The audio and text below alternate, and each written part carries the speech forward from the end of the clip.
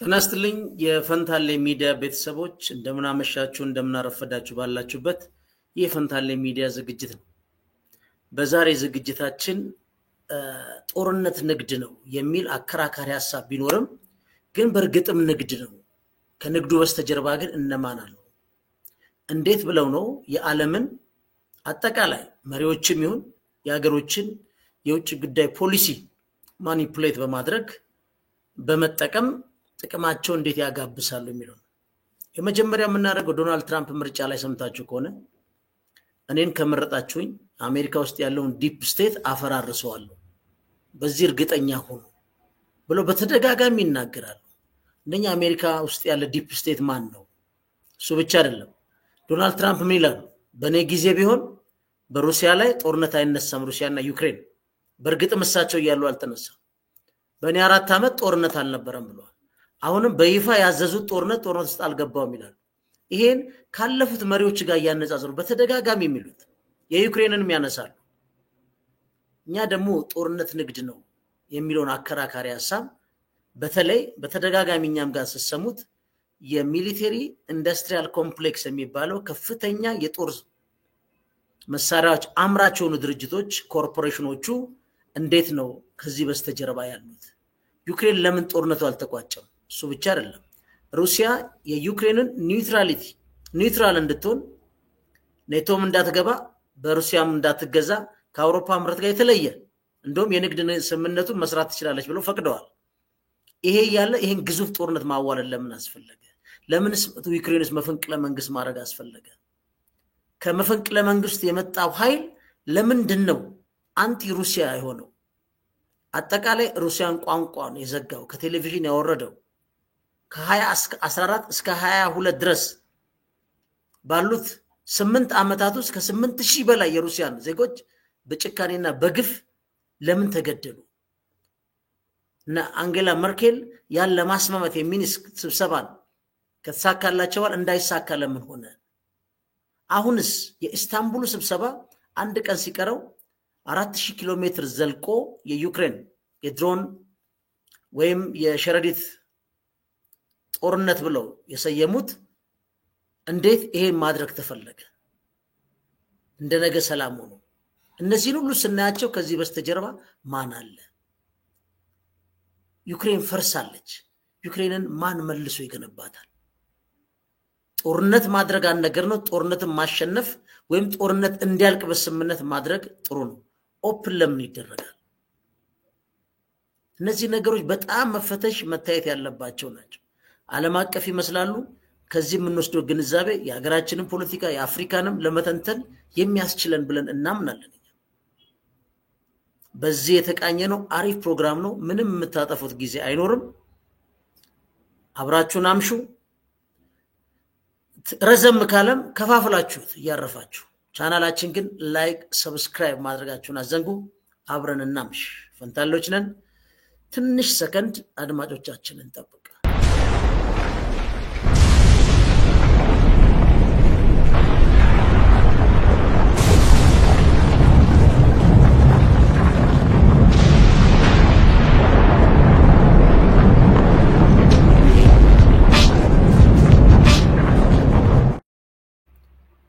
እዚህ ፊት ለፊት የምታዩቸው የአሜሪካ ፕሬዝዳንት የነበሩት ጂሚ ካርተር በመቶ ዓመታቸውን ህይወታቸው ያለፈው ጂሚ ካርተር በ2018 አንድ ጥያቄ አንስተው ነበር።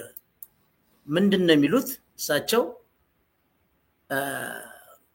there were ይላሉ 226 years of wars ይላል። ለ226 ዓመት እንግዲህ ጦርነት ውስጥ since its independence አሜሪካ ነፃነቷን ካገኘች which took place 242 years ago ከ242 ዓመት thus living only 16 years of peace በዚህ ሁሉ ውስጥ ግን 16 ዓመት ሊሆን ይችላል በሰላም የኖር ነው ይላል። እንግዲህ ከባድ ጥያቄ ነው። ለምን እንደዚህ አሰልቺ ተደጋጋሚ ጦርነት ውስጥ ለምን እንገባለን ብሎ ይጠይቃል። በጣም በጣም በጣም መሰረታዊ ጥያቄ ነውና የብዙ ሰዎችም ጥያቄ ነው።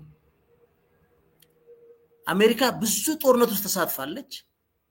እዚህም ላይ በስፋት እናየዋለን።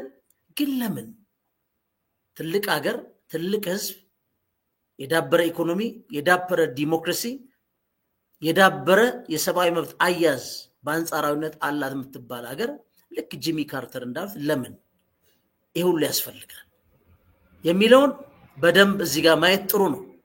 ምክንያቱም ይሄ ጦርነት ቀላል አይደለም። ለብዙዎቻችን ሲምፕል ሊመስል ይችላል፣ ግን እንደዛ አይደለም። ጦርነት በጣም ከባድ እጅግ አድካሚ ነው። እጅግ አድካሚ ነው። ግን ይሄን ሁሉ ለምን ፈጀን ብለው እሳቸው ሲጠይቁ አለ ምክንያት አይደለም። ምን ማለት ነው አለ ምክንያት አይደለም ስንል እዚህ ጋር በደንብ ልንግባባ የሚገባ ጉዳይ አለ። አሁን ከሁለተኛ ዓለም ጦርነት በኋላ ብዙ ጦርነቶች ተካሂደዋል። አንድ እስካሁንም እስከ ዩክሬን ድረስ ጦርነቶች ቀጥለዋል። ሁለት ስለዚህ ምንድነው ጥያቄው? ከሁለተኛው ዓለም ጦርነት ጀምሮ ምን ያህል ጦርነቶች ተካሄዱ? የአሜሪካ የጦር ራሱ ኦርጋናይዜሽኑ አደረጃጀቱ እንዴት ነው? ለምን ዓላማ ነው? ከጦርነቱ ማን ይጠቀማል? የጦርነቱ አሉታዊ ውጤቶች ምንድናቸው? አሜሪካ በዚህ መልኩ ጦርነት ውስጥ ትቀጥላለች የሚሉትን ለማየት እንሞክራለን። ዶናልድ ትራምፕም ብለዋል በኔ ጊዜ ቢሆን ጦርነት አይነሳም።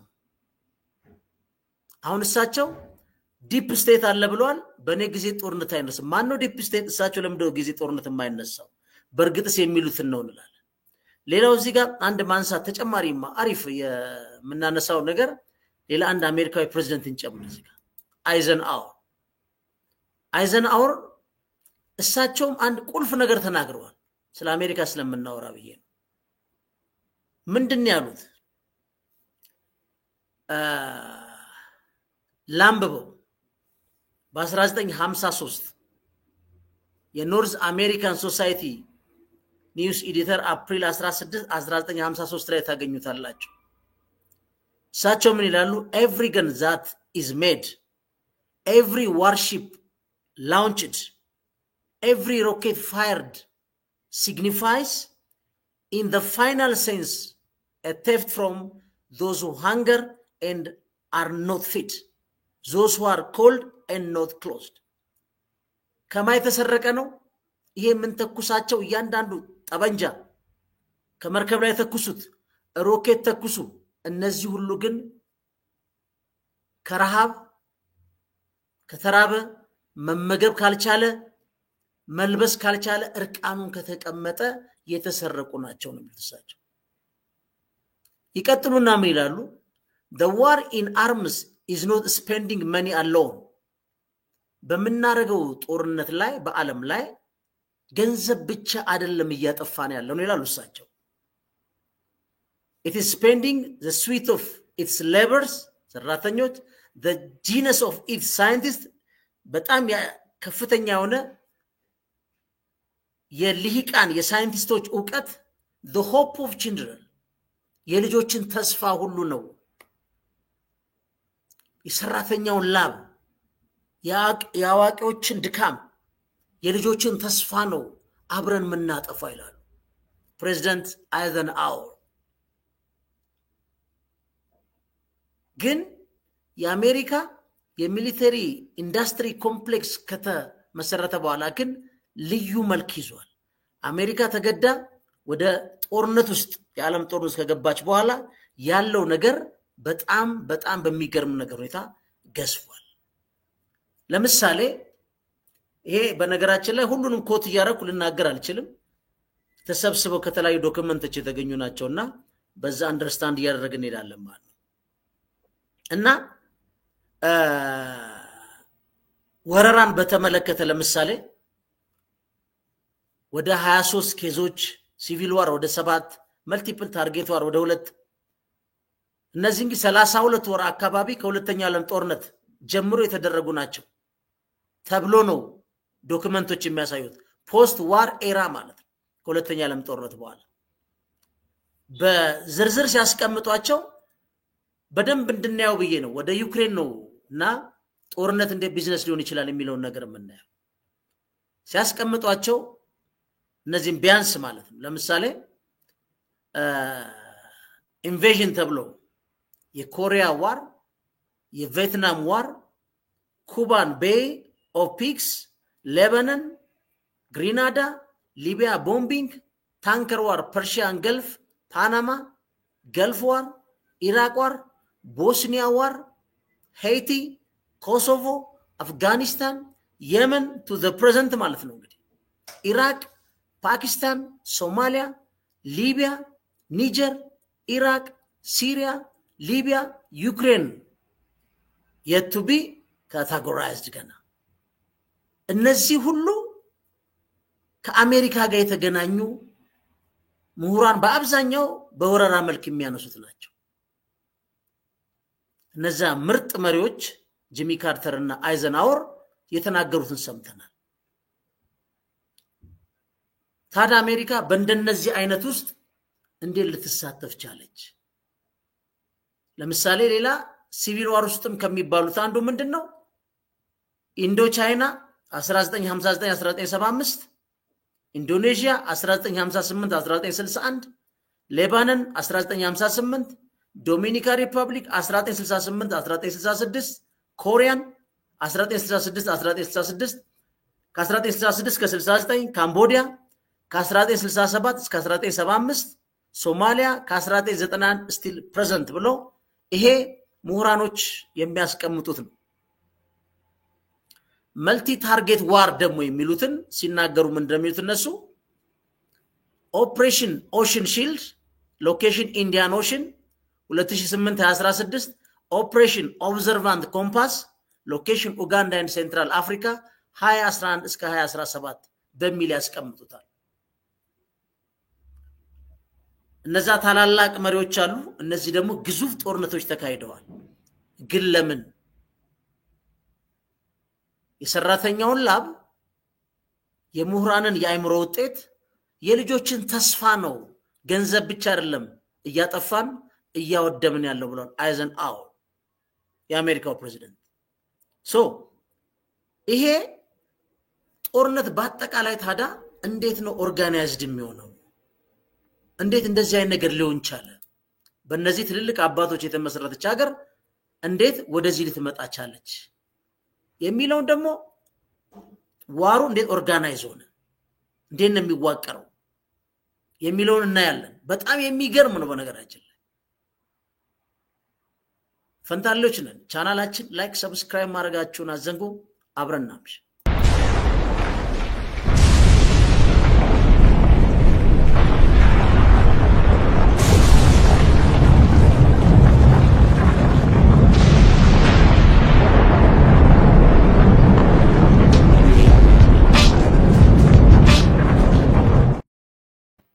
እዚህ ጋር ቀደም ሲቪል ዋር አልኩት እርስ በርስ ጦርነት ነው ኢንቬዥን የሚለው ወረራ ነው መልቲ ታርጌት ዋርስ የሚለው የተለያየ ታርጌት ወይም ግብ ያላቸው ጦርነቶች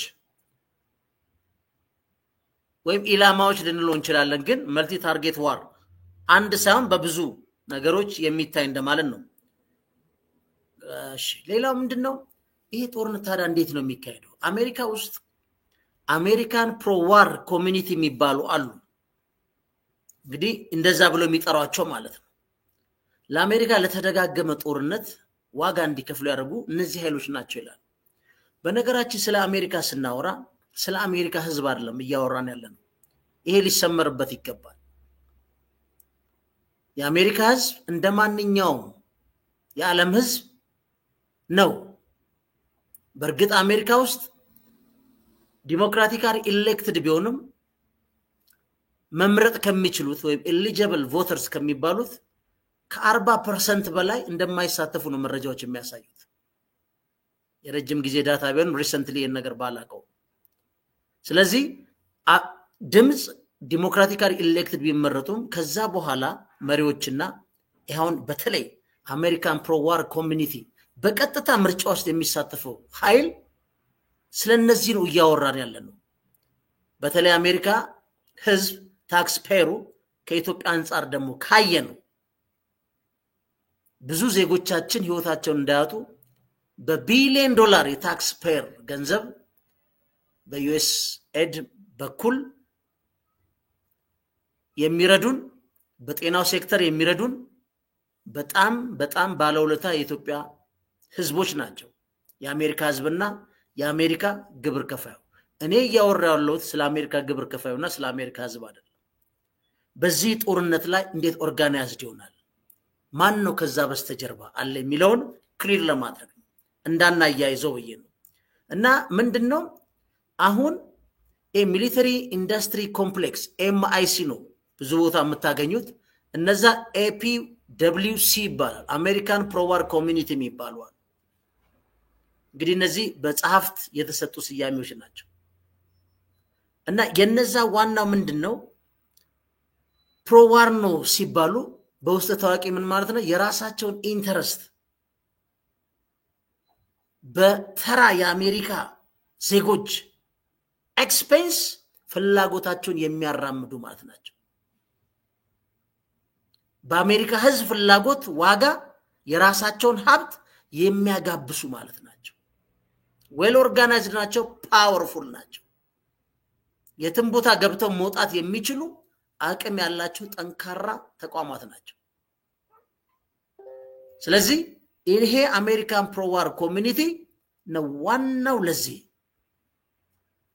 ለምንድነው ፕሮዋር የተባለው ለጦርነት የሚሆኑ እቃዎችን ያቀርባል አገልግሎቶችን ያቀርባል ለምሳሌ በአንድ ጦርነት ላይ ለወታደሩ የአሜሪካ አይታቸው ትንሿን ሲጋራ በሉት ወይም ደግሞ ክብሪት ወይም ቁርስ ብቻ አንድ ሰው ቢያቀር ሌላ ጨዋታ ትልልቅ መሳሪያውን ተውት ሰራዊቱ የሚበላው ምግብ ማቅረብ በራሱ ስለዚህ እነዚህ ምን እንደሚያደርጉት ሁሉ ጊዜ ጦርነትን ፕሮ ያደርጋሉ ስንል ፊት ለፊት አይደለም በጣም በተጠናና በተደራጀ መልኩ ነው ወደ 4 ኃይሎች አሉ ጦርነት ከመነሳቱ በፊት የሚሳተፉ ለምሳሌ አሜሪካን ውስጥ እነዚህ ከመላችሁ ኮርፖሬሽኖች ውስጥ ቦይንግን ጨምሮ ማለት በአመት ውስጥ 40 የሚሆኑ ከጦር መሳሪያ ቀጥታ የተያዘ ምርት የሚያመርቱ አኑዋል ሴላቸው 600 ቢሊዮን የአሜሪካ ዶላር ነው ፐር አነም ነው ማለት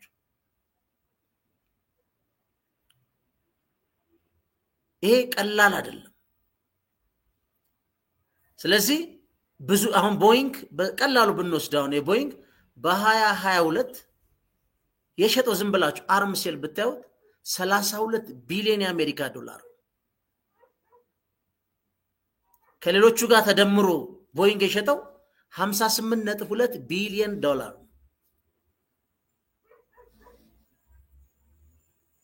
እና ይሄ ቀላል የሚባል ገንዘብ አይደለም ይሄን ሁሉ ጦር መሳሪያ ለመሸጥ ምን አይነት ታክቲክ ነው የሚጠቀሙት እንዴት ነው ምድራችንን በምን መልኩ ነው የሚጠቀሙት አሁን ሎኪድ ማርቲን የሚባለው በጣም የታወቀው ትልቁው 65.4 ቢሊዮን የአሜሪካን ዶላር ነው ይሄ ሴሉ ነው መቼ በ2022 ማለት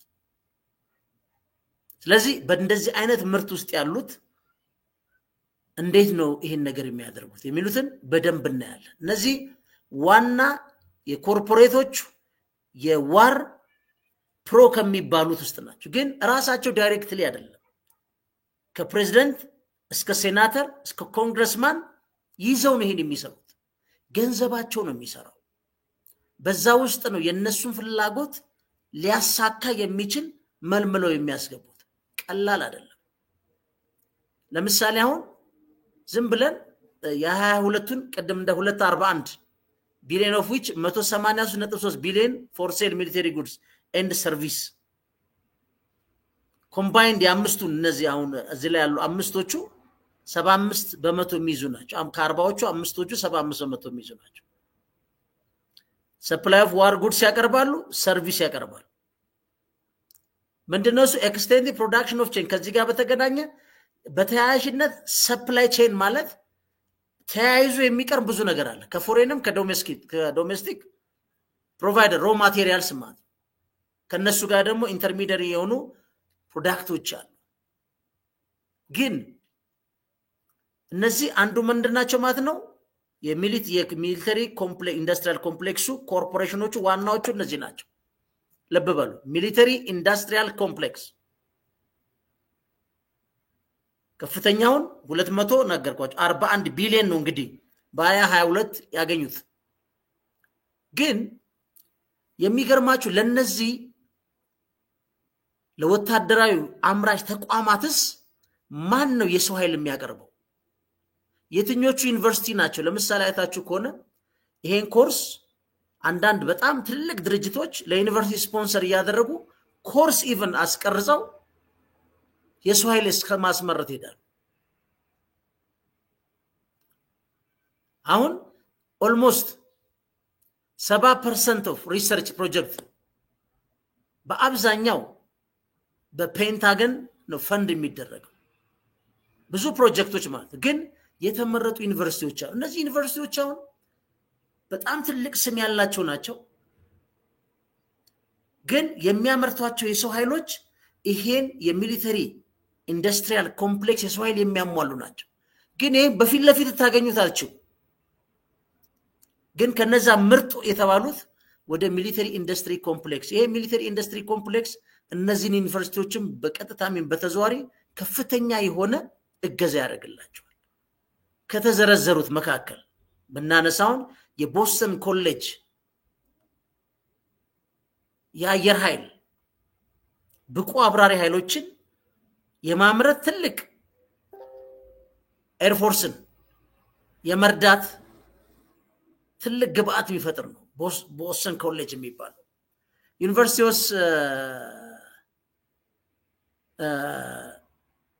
ቱፍ ዩኒቨርሲቲ ኦፍ MIT ለምሳሌ አለ እዚህ ጋር አሁን produce so many war goods service that is known as war corporation. Columbia University, Brown University develop what? Defense Advanced Research Project Agencies. The Neural Engineering System. Princeton University produce hardware for design and verification of open source integrated circuits. Dartmouth University sell machine learning. Pennsylvania University develop artificial intelligence. Stanford University develop technology for chemical warfare and so many other war goods and services that is considered to be in partnership with war corporations. Harvard University develop educational material for the war and it is the main source providing human resource to the war industry. Human resource, the war industry. It produced even napalm bomb widely used in the Korean War, Vietnam War, and others. The Harvard University research based on the John Hopkins University, those tools need for evaluation of alternative offensive capability, needed for battles in area C, cybers. እነዚህ የመሳሰሉት ያንተን ያረጋሉ ማለት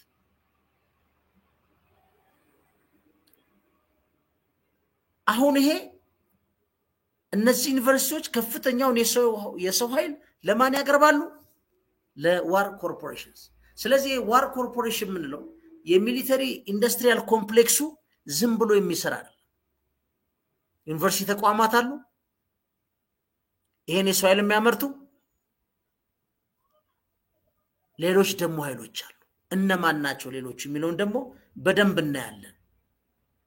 እዚህ ጋር ሁሉም ሰው ሊረዳው የሚገባው ነገር ምንድነው? አሁን ያቀረብን ያለ ነው እንዴት ነው ኦርጋናይዝ የሚደረገው የሚለው ነው። ይሄን ካረግን በኋላ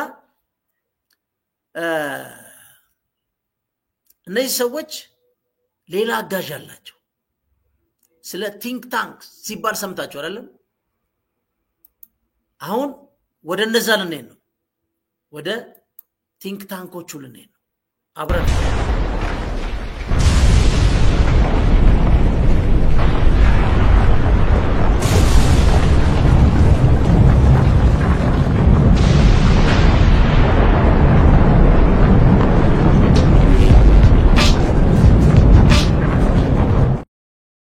አሁን ዋሩ እንዴት ነው ወደ ህብረተሰብ የሚሰርጸው? ህብረተሰብ እንዴት ያምነዋል? ታክስ ፔሩን እንዴት ሎቢ ማድረግ ይቻላል? ለምሳሌ በዩክሬንና ሩሲያ መካከል ላይ ያለውን ናሬሽኑ ለአሜሪካ የሚቀርበውን በአካዴሚክም በሚዲያ ናሬሽኑ ማን ነው ስታብሊሽ የሚያደርገው? በዚህ ላይ ነው የሚመጡት ቲንክ ታንኮቹ ይመጣሉ። እነዚህ ቲንክ ታንኮቹ በቀጥታም በተዘዋዋሪ ከዋር ኮርፖሬሽን ጋር ግንኙነት አላቸው። በተለያየ ጊዜም ምን ድጋፍ ይሰጣቸዋል። ለምሳሌ ከሚጠቀሱት ዝም ብላችሁ ከሚጠቀሱት ብንወስድ ሴንተር ፎር ስትራቴጂክ ኢንተርናሽናል ስተዲስ ይባላል። ሴንተር ፎር ኒው አሜሪካን ሴኩሪቲ፣ ለምሳሌ ሁድሰን ኢንስቲትዩት፣ ዘ አትላንቲክ ኦሽንስ፣ ዘ ኢንተርናሽናል ኢንስቲትዩት ፎር ስትራቴጂክ ስተዲስ። እነዚያው ምንድናቸው? ቲንክ ታንኮች ናቸው። ስታብሊሽ ያደረገ ለምሳሌ ዲገልጠን የአትላንቲክ ካውንስል ላይ ሄደን ዝም ብለን ስለ ዩክሬንና ሩሲያ ጦርነት ስታዩ በደንብ ያልተዘጋጀ ሰው ከዚህ ዋር ኮርፖሬሽኑ ከዛው በሚያተርፍ መልኩ ነው ፔፐሮች ፕሮዲዩስ የሚደረጉት፣ የሚመረጡ ሌክቸሮች፣ ናሬሽኖች። ለምሳሌ አንድ አትላንቲክ ኦሽን በ21 ለምሳሌ ከነ ኤርባስ ሎኪዲን ማርቲን የመሳሰሉት በአንድ በተወሰኑ ኦኬዥኑ እስከ $50,000 የሚሰጡበት እድል አለ። ሁድሰን ኢንስቲትዩት እንደዚህ 2021 ላይ ብንወስድ። ስለዚህ እነዚህ የቲንክ ታንኮቹ ስታብሊሽ ያደርጋሉ ወይም ስታብሊሽመንቱን በእውቀት ያግዛሉ። ከዛስ በተለያየ ቦታ ፕሮዲዩስ ይደረጋል ማለት ነው። አሁን ቀደም ኢንስቲትዩሽኖች አሉ፣ ቲንክ ታንኩ ደግሞ አለ። ፕራይቬት ኮንትራክተር ናቸው፣ የምሁራን ስብስብ ነው፣ ያዘጋጃሉ። ይሄ የሚደረገው ጠቅላላ ምን ደምረው መጨረሻ ውሳኔ የሚሰጠውን የሴኔቱን የኮንግረሱን አይምሮ ማስተካከያዎች ናቸው። ከዛ ውስጥ ደግሞ በዚህ ዋር ኮርፖሬሽን በከፍተኛ ሀብት ተደግፈው ምርጫ አሸንፈው የሚገቡም ሴናተሮችና ኮንግረስማኖች አሉ። አሁን ዋሩ እንዴት ኦርጋናይዝ እንደሚሆን ነው እያየን ያለን።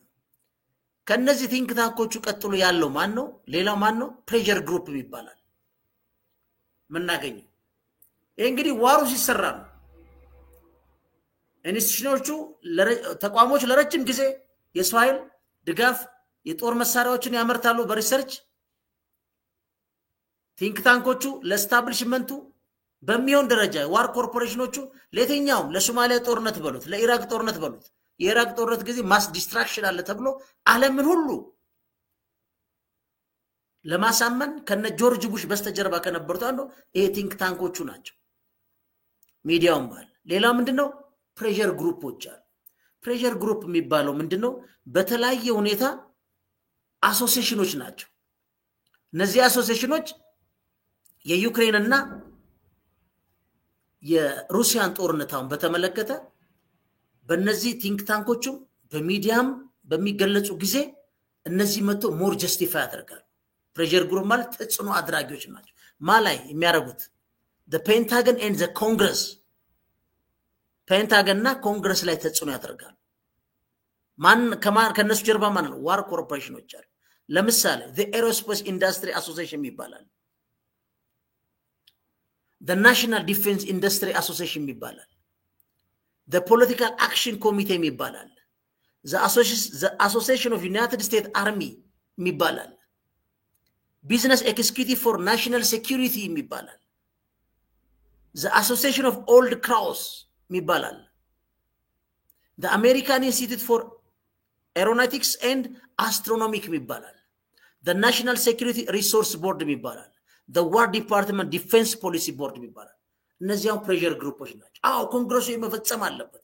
ምክንያቱም እንደዚህ ከጀርባቸው የአሶሲዬሽኖቹ ብዙ ስላለ እነዛ ፔንታገንና ኮንግረሱ ላይ ፕሬዠር ያደርጋሉ። ማን ነው ይሄኛውን አጠቃላይ የዋሩን ትንታኔ የሚሰሩት? ቲንክ ታንኮቹ ናቸው። በጣም ጥልቅ ዕውቀት ያላቸው በኮርፖሬሽን ኢንተረስት የሚሰሩ ናቸው። ከዛ ይሄ አንዱ ከሚያሰርጹት በየአደባባዩ በየሚዲያው እየቀርቡ ከሚል ለምሳሌ የሚልጡና በዚህ ጉዳይ ላይ ዛሬ የኤሮስፔስ ኢንዱስትሪ አሶሲዬሽኑን ጋብዘነዋል ይላል። እሱ ይመጣና ታረገው ምን ማለት ነው? ማጥበቅ አጀንዳውን ማጥበቅ እዛ ላይ ማለት ኦኬ። ፕሬሸር ግሩፕ አየን፣ ቲንክ ታንኮችን አየናቸው አይደለም? ኢንስቲትዩሽኖችን ተቋሞችን አየናቸው። አሁን ማን ይቀረናል?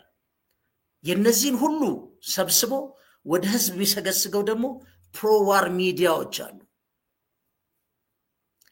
ብዙ ጊዜ እነ ሲቢኤስ፣ ኤቢሲ፣ ፎክስ ኒውስ፣ ዋሽንግተን ፖስት፣ ኒውዮርክ ታይምስ፣ ሲኤንኤን፣ ኤንቢሲ እነዚህ ጠቅላላ ፕሮዋር ሚዲያ የሚባሉ ናቸው።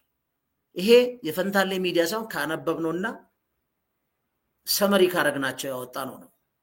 እኛ የሆነጀን ሳይሆን ከተጻፉት መጽሐፎች ላይ እንትን እያደረግን ያለ ነው።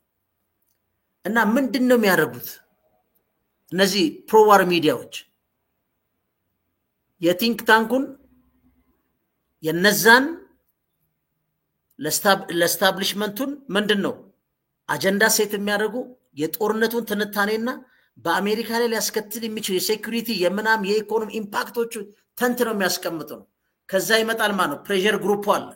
ለነዚህ ደግሞ የሰው ኃይል የሚያቀርበው ኢንስቲትዩት አለ፣ ተቋሞቹ አሉ። መጨረሻ ላይ ወደ ህብረተሰቡ በደንብ የሚገፉት ደግሞ ማን ናቸው? እነዚህ ፕሮዋር ሚዲያዎች ናቸው። በአብዛኛው በነገራችን ላይ የአሜሪካ ሚዲያዎች መንግስታቸውን ክሪቲሳይዝ ከማድረግ የተቆጠቡ ናቸው በአብዛኞቹ። ለምን? የሚመሰረተው መንግስት ከጀርባው እነማን እንዳሉ በማን ፍቃድ ሊሰራ እንደሚችል ስለሚያውቁ እነሱም ስላሉበት ብዙ ጊዜ ክሪቲሳይዝ ያደርጉ አታዩ። ስለዚህ ምንድነው ይሄን ተደጋጋሚ በጣም ፐርፔቹዋል የሆነ ዋር ክሪቲካሊ ሲመቱት በቃን ዛሬስ ጦርነት የዩክሬንና ሩሲያ በቃን ሲሉ አሁን ዶናልድ ትራምፕን እንዴት እንደሚያብጠለጥሏቸው he's a dealer, he's not a politician ስለ ሴኩሪቲ አቅም በጣም ይደበድቧቸው የፕሮዋር አጀንዳን ስለማይገዙ ነው። እሱ ብቻ አይደለም የሌሎችን ጦርነት ራሱ አሁን የዩክሬን ላይ አንዶም ቫንስ ምክትሉ ምንድነው ያለው? በጣም ሩቅ ነው ያለው የውድድሩ ጊዜ በጣም ሩቅ ከኛ ለኛም ሴኩሪቲ አስጊ ባልሆነ ሁኔታ ውስጥ ዳይሬክትሊ ለምን እንደምንሳተፍ ሁሉ አናቅም ብሏል ምክትል ፕሬዝዳንት። ሪታየር ያደረገ ማሪን ፎርስ ነው።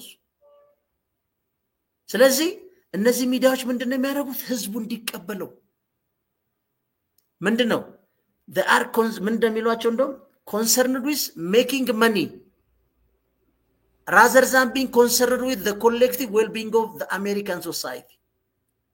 የአሜሪካ አጠቃላይ ህዝብ ደህንነት ሳይሆን ጡጧን ከሚያጠዋት ከሚያፈሱት ዋር ኮርፖሬሽኖች ጋር የወገኑ ናቸው ይሏቸዋል። ለምሳሌ ስለ ዋር ዲስትራክቲቭ ስለሆነ ቅድም አይዘንሃወር ያሉት የሰራተኛውን ላብ የሳይንቲስቱን ዕውቀት የልጆችን ተስፋ ሁሉ ነው የሚያጠፋብን ገንዘብ አይደለም ጦርነት በየዋልን ያሉት አይዘንሃወር እዚህ ላይ ነው የሚነሳው። ከ200 በላይ ጦርነት ውስጥ የሚያልገብተን 16 ዓመት ነው በሰላም የሚቆጠር ይኖር ነው ያሉት ጂሚ ካርተር አሜሪካን ፕሬዝዳንት የጠየቁት።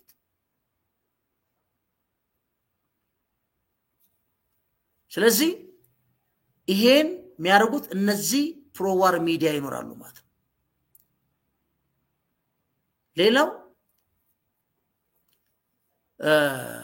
የአሜሪካ ሚዲያ ራሱ የኮርፖሬት ንብረቶች ናቸው በአብዛኞቹ አሁን ዋሽንግተን ፖስት ይመስልና አማዞን እነ ትልልቅ እነ ጀነራል ኤሌክትሪክ የምትሏቸው ሚዲያውን ሙልጭ አድርገው ተቆጣጥረው ያዙ ናቸው። ስለዚህ በእነሱ መልኩ ምን ይመጣል ማለት ነው? ፕሬሸር ይመጣል። የሚገርመው የጦርነትን ሩት ኮዝ አሁን ለምሳሌ ቀላል ሩሲያን ወራሪ ነች ይሏል። ለምሳሌ ዩክሬን ላይ ሩሲያ ለምን ለእንደዚህ አይነት እርምጃ ገባች የሚባለው ሩት ኮዝ በእነዚህ ሚዲያ አይተነተንም። የሁለቱ ጀርመኖች ከተቀላቀሉ በኋላ ጄምስ ቤከር ለሚካኤል ጎርባቾቭ ምን ብሏል?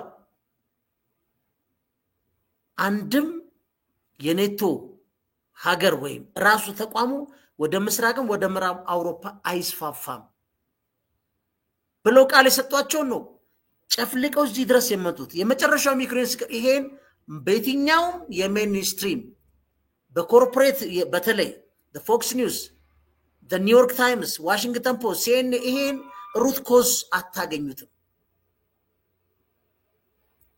ለምን? ሩት ኮዙ ከመጣ ወደ ጀስቲፋያብል ወደሆነ ያስፈልጋል አያስፈልግ የሚል ድምዳሜ ላይ ያመጣል። ያ ሩት ኮዝ ይተውና በጣም ወራሪ መሆኗን ተስፋፊነት ያለው አምቢሽየስ የሆነ የፑቲን አጀንዳ ነው ትባላለ። ከዛ ፑቲን ዲዛይን ይደረጋል፣ እንደ አውሬ ይሸጣል ማለት ነው። አምኖ ዲፌንድ የፑቲንን ኮዝ ዲፌንድ እያረኳል፣ ግን ለመነሳት ዋናው ጉዳይ ላይ አይመጣም። አሜሪካ ውስጥ 2014 መፈንቅለ መንግስት ተደርጓል። በኦባማ በጆ ባይደን እና ቪክቶሪያ ኑላንድ የ10 ቢሊዮን ዶላር የፈጀ በዩክሬን ላይ መፈንቅለ መንግስት አድርገው መንግስት ነጥቀው ወስደዋል። የፖፑላር ሶቨርኒቲ የህዝብ ለዋላይ መብትን ነጥቀው ዲሞክራቲካሊ ኤሌክትድ የሆነውን ያናኮቪችን ይሄን አትሰማም፣ አታገኙ። ለምን? ፕሮዋር ከዋር ኮርፖሬሽኖቹ ጋር የተዛመደ ነው። ይሄን መቼም አታገኙ። ፍርጥ ብትል የትኛው ሚዲያ ላይ አታገኙ ማለት ነው። ስለዚህ ከዚህ በኋላ ምንድነው የሚሆነው ነው? ወደ ትልቅ ፕሮፓጋንዳ ሻገራል። ዓለም ሁሉ አሁን ለምሳሌ ጆርጅ ቡሽ ቴረር አዲስ አበባ ማብዳ ነው፣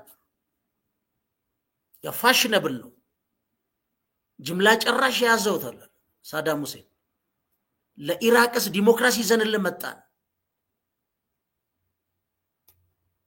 ሲገባ የለም። እነ ደቡብ አፍሪካ እዛ ገብተው ሁሉ ጦርነቱን ለማስቆም አጣርተው የለም ብለው ሁሉ ተናግረው የሚሰማቸው የለም። ሚዲያም ሽፋን አታገኝም የለም ስላልክ። ፋይናሊ ምንድነው የሚሆነው? የለም ጅምላ ጨራሽ። ዛሬ ፋሉጃ የሚባል ኢራቅ ውስጥ ብትገቡ በዲፕሌትድ ዩራኒየም የተጣለ ቦምብ በተፈጥሮ የዲኤንኤ እና አርኤንኤ በሰዎች ህብለሰረሰሩ ላይ የህብለሰረሰራ ዲኤንኤ እና አርኤንኤ ላይ ሰልፉ ላይ ስለሚያዛባ ከፋሉጃ ነዋሪ ኮኔ ሴት ልጅ ጋር ሰው ተጋብቶ ምን እንደሚወልድ እርግጠኛ አይደለም። ወንድንም ያገባች ሴት ምን እንደምትወልድ አታውቅም። አብዛኞቹ በዲፌክት ነው የወለዱት። ስለዚህ ማንም ሰው ትዳር እንኳን ከነሱ ጋር መስረት አይፈልግም። ይሄ ውጤቱ የዲፕሌትድ ዩራኒየም የፈጠረው አካባቢውን በመበከሉ ነው። ይሄን ማንም አይነግርም። እና ሃሊበርት ኩባንያ የሚባል የዲክቼኒ የነቡሽ ፋሚሊ ያን ጊዜ ቪክቶሪያ ኑላንድ የሱ ጻፊ ነበረች። የዚህ ድርጅት ውስጥ እነ ኮንዶሊዛ ራይስ ሁሉ አሉበት። የ29.1 ቢሊዮን ዶላር ነዳጅ ያለው ጉርጓድ ነው የኩባንያ ወሰደው። 29.1 ቢሊዮን ዶላር ከኢራቅ ላይ ለ30 ዓመት።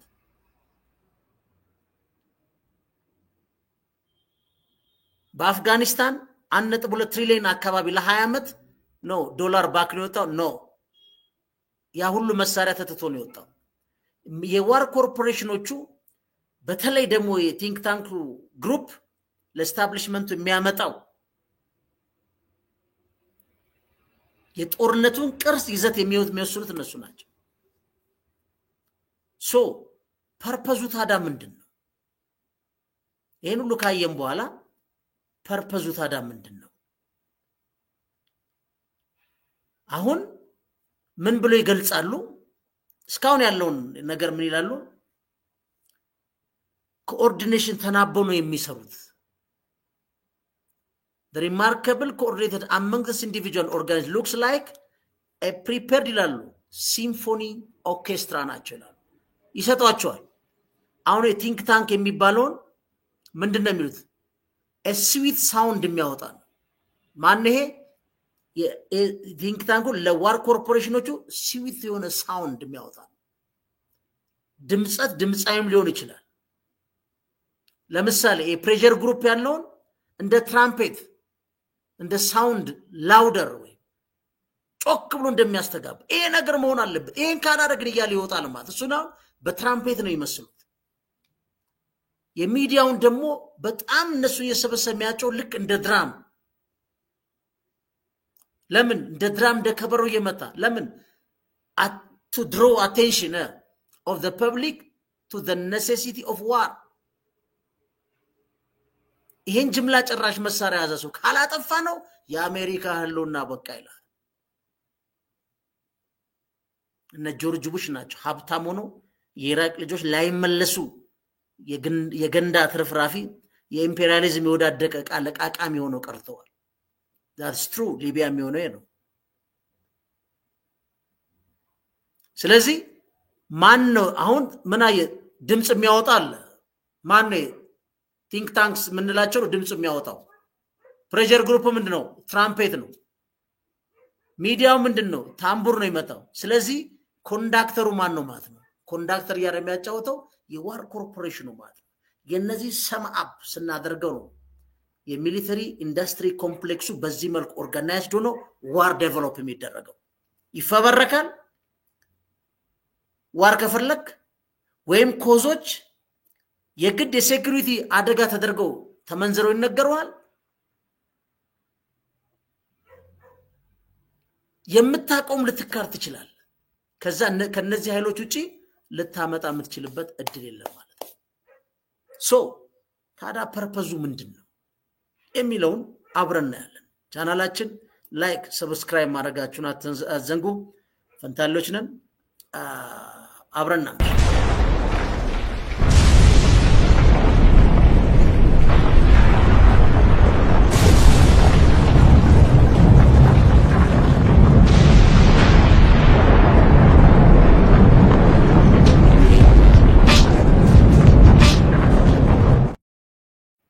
ኦኬ መርሳት የሌለብን አይዘንአው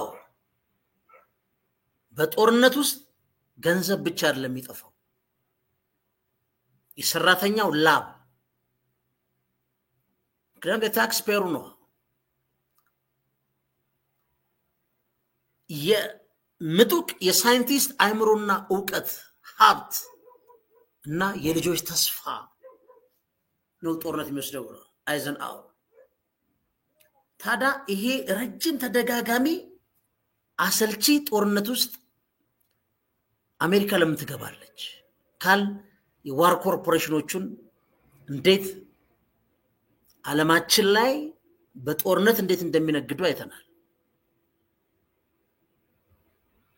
የአምስት ጃይንት 241 ቢሊዮን የአሜሪካ ዶላር ነው የአምስቱ አጠቃላይ 600 ቢሊዮን ነው አጠቃላይ ትራንዛክሽናቸው ያለው ስለዚህ ፐርፐዙ ታዳ ምንድነው አሁን በአብዛኛው አይታችሁ ከሆነ ባለፈው ማርኮ ሩቢዮ ምን አለ the end of history የሚባል ነገር የለም ማለት ይሄን ማን የጻፈው ፎኪያማን ከዚህ በኋላ የሊበራል ኦርደሩን የፍትህ የዲሞክራሲ የሰብአዊ መብት የፍሪ ፕሬስ freedom of speech የነዚህን ቫልዩ ያቀፈ መንግስት ብቻ የዓለም ህዝብ መርጦ እንደሚኖር ይሄ ማስተሳሰብ እንዳሸነፈ ነው ይሄን የሰው ልጅ መርጧል the end of history ከዚህ በኋላ ይሄን ሊገዳደር የሚችል በዚህ አማራጭ ሊሆን የሚችል እሳቤ ያለው የንድፈ ሐሳብን በሉት የሌላም አይመጣማል ማርኮ ሩቢዮ ግን ቻይናን ፒክ አድርጎ እነዚህ የሚባሉ ቻይና ውስጥ የሉ የዌስቱ የሊበራል ቫልዩ አለን የሚሉት ዘሆል ቅድም ያልኳቸው ወደ ጎን አድርገው በሊበራል በኦፕን ማርኬት ውስጥ ያሉትን ሁሉ ኢኮኖሚ ተጠቅመው እስከ 19 ትሪሊየን የአሜሪካ ዶላር በአመት የሚያገላብጥ ገበያ ሲመሰርቱና ዓለም ሁለተኛ ሲሆኑ ቻይኖች አንዱንም የምዕራቡን ዓለም ቫልዩ አልገዙ። ስለዚህ የፎኪያማን መጽሐፍ ኪስ ውስጥ ከተት ነው ያለው ማርኮ ሩቢዮ። በአብዛኛው ነው ምንድነው ነው ሪጂም ቼንጅ ነው ሲሰራ የነበረው ነው ያለው። አብዛኞቹ ሪጂም ቼንጆች ደግሞ ስርዓት እንቀይራለን ብለው ሀገር ነው የፈረሰው። ሪጂም ዲስትራክሽን ነው የመጣው በአብዛኛው። የአሜሪካንም የግሎባል ሄጂሞኒ ጠቅላይነትም በህንድና በቻይና እንዲሁም በነ ብራዚል በብሪክስ በመሰሉት ተፈትኖ ነው የተቀመጠው። ሶ ይሄን ስናረጋው for the benefit of the American hegemony የሚሆን the well-being of the society የሚሆን አሜሪካ ይሄ ነው በሚባል ደረጃ አይደለችም ብሎ ነው አሁን የነ ትራምፕ አዲሱ ሙቭመንት የመጣው። ኢኮኖሚያችንም እንደዛ የታሪፉን ኦፕን የሚል የደብሊቲኦን ጠቅላላ አርገው ታሪፍ ያደረጉት ነው። ምክንያቱም ያ በአብዛኛው በፖለቲሻን እና በዋር ኮርፖሬሽን የተመራው ለራሱ ቤኔፊት እንጂ ለአሜሪካ አይደለም። ለምሳሌ ብዙ ኩባንያዎች የት ሄደዋል? ቻይና ውስጥ አንድ ካልሲ ማምረት ስንት ነው? አሜሪካ ስንት ነው ብሎ ነው ሄዱት። በመጀመሪያ የኮርፖሬት ታክሱን ከ35 ወደ 15 አወረደው ዶናልድ ትራምፕ። አሁን ምን አረገ? ታሪፍ 110% ቻይና ላይ ሲጥል ዶናልድ ትራምፕ 55 ሚሊዮን ዶላር የነበረው የቦይንግ ኩባንያ አንድ አውሮፕላን 110 ሚሊዮን ገባ። ቻይና አልፈልግም ብላ መለሰች። ግን 110 ታሪፍ ምትቆርጥ ከሆነ ምትጨምር ከሆነ ቻይና ውስጥ ያሉ ኩባንያዎች ምን ያደርጋሉ? ከቻይና እየሸሹ ወደ አሜሪካ ገበያ ተመርቶ በትንሽ ታክስ የሚገባበት ሀገር ይሄዳሉ። ስለዚህ የቻይናን ኢኮኖሚ እዛ ላይ እንበትነዋለን። ለምሳሌ ኢትዮጵያ ቢመጡ 10% ነው ወደ የፈለገ ተመርቶ አሜሪካ ውስጥ ማቅረብ የሚቻል። ስለዚህ ቻይና ውስጥ አምርቶ በ110% ቀረጥ ለአሜሪካ ገበያ ከማቅረብ ኢትዮጵያ ውስጥ በ10%። ስለዚህ የቻይናን ኢኮኖሚ እንመታለን። የአሜሪካ ኩባንያዎችም ወደ ሀገራቸው ይገባሉ። አሜሪካ ውስጥ ከፍተኛ ስራ እንፈጥራለን ብለዋል። የተወሰነ ተሳክቶለታል። ግን አጠቃላይ የሊበራል ኦርደሩ በተለይ በነፃ ገበያ የሚባለው የታክስ ፍሪ የተባሉን ጠቅላላ ነገሮች ግን በማይመለሱ መልኩ መጥቷቸዋል ዶናልድ ትራምፕ። እዚህ ላይ ነው በደንብ መታመን ያለብን። ስለዚህ ጦርነቱ የማን ነው? የጥቂት ሰዎች ነው። እሱ ብቻ አይደለም።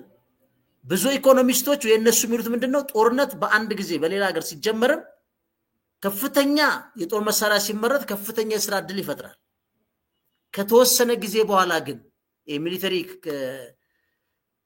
ኬንያይዝም የሚሉትን ነገር ላይ ከተወሰነ ጊዜ በኋላ ግን ራሱ እየቀነሰ ጦርነቱም ጎጂ እየሆነ ይመጣል። ለተወሰነ ጊዜ ስራ ሊፈጥር ይችላል። ስለዚህ ይሄ ነገር በትክክል ምንድነው? እንደውም አንድ ዲን ቤከር የሚባል ሰውዬ ኢኮኖሚስት ኮትድ ያደረገው ምንድነው? after initial demand stimulus the effect of increasing defense spending turns negative around 6 years ይላል። after 10 years of higher defense spending there would be 464,000 job less than the best in the scenario with a lower spending. ስለዚህ አስተማማኝም አይደለም ማለት ነው። ስለዚህ ይሄ ፕሮ ዋር ኮሚኒቲ ሆነው ኃይል ነው ዓለማችንን በእንደዚህ አይነት መልኩ እያደረገ ያመጣው።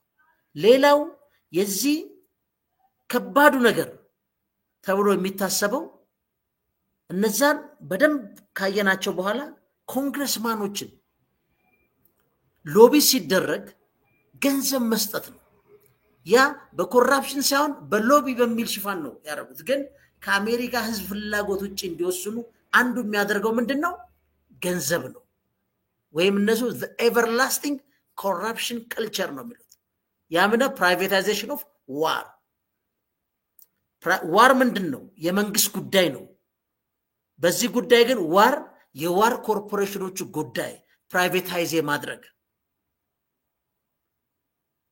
እነሱም ያዋቁ እነሱም ያመርቱት ማለት ከመንግስት አጀንዳ ይሄን ደግሞ ኮንግረስ ውስጥ ያሉ ሰዎች ይሄን ድምጽ በመስጠት ያሳልጡታል ማለት ነው እና ይሄ በጣም የኮራፕሽን ካልቸሩ እጅግ አደገኛል አሁን በ2012 አንድ ዶክመንት ላይ the war corporation ይላል gave $30 million በ2014 25.5 ሚሊዮን to the senate armed service committee በሴኔት ውስጥ ላሉት የአርምድ የጦር ሰራዊት አገልግሎት ሰጪ ኮሚቴዎቹ ይሄን ከዋር ኮርፖሬሽኖቹ ተቀብለዋል በግለሰብ ደረጃ ነው ይሄ ለኮሚቴው የሚካፈል ነው ማለት ነው ለምሳሌ በጣም ጆን ማኬን ለምሳሌ ነፍሳቸውን ይማር የዩክሬንን ጦርነት ለማቀጣጠል ዋናው ኮንግረስማን ነው ዩክሬን ድረስ ሄደው የዩክሬን ተቋሚ የሚባሉትን ሲያበረታቱ ሲቀሰቅሱ የነበሩ ናቸው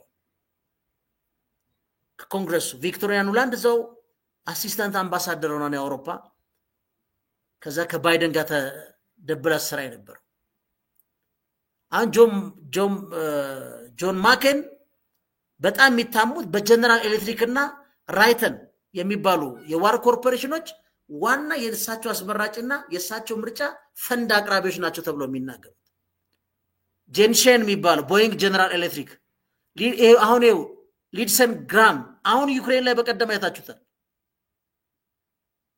ኖርዝሮፕ ግሩማን እና ራይተንስ የሚባሉት ከዚህ ኮንግረስማን ጀርባ ያሉ ናቸው ኢዝ ሪፐብሊካን ጆን ማይክል ሪፐብሊካን ጄንሸን ዲሞክራት ነው ቢል ኔልሰን ሎክሂድ ማርቲን ራይተን እነዚህ አሁን በእነዚህ ዋር ኮርፖሬት ጀርባ የሚወዳደሩ ናቸው በዚህ መልኩ ሲሰጥ ግን ምንድነው ያሉት the everlasting corruption culture ነው ያመጣብን እንጂ the lobby group የሚባለው በራሱ ጤናማ አይደለም ብለው ነው የሚያምኑት ስለዚህ ይሄ ሎቢስት የሚባለው ነገር ምንድነው እሱም በተደጋጋሚ ማየት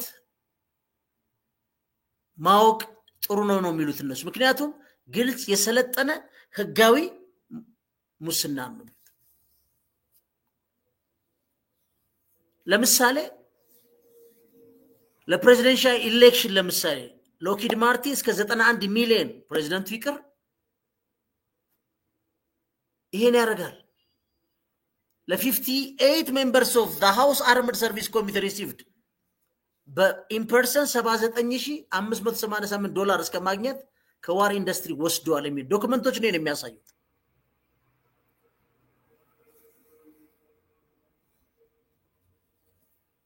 እና ከባድ ነው እንዲሁ ቀላል ቢዝነስ አይደለም ታዲያ ወደዚህ ሩሲያ እናንተ ስናመጣው ማለት ነው ስናመጣው ለምንድን ነው ጦርነት የማያልቀው የሚለውን ማየት በጣም ጠቃሚ ነው ይሄን ብዙ ነገሮች አሉ እዚህ ላይ ይብቃን ብዬ ነው ምናልባት የኔጌቲቭ ኢምፓክቱን ካየን ለምሳሌ ይሄ ጦርነት ምን ተደጋጋሚ ያሰልቺ ጦርነት ምን ኢምፓክት አለው ለምሳሌ ወደ 1 ትሪሊየን ነው ኢንቨስት አድርጋለች ይባላል አሜሪካ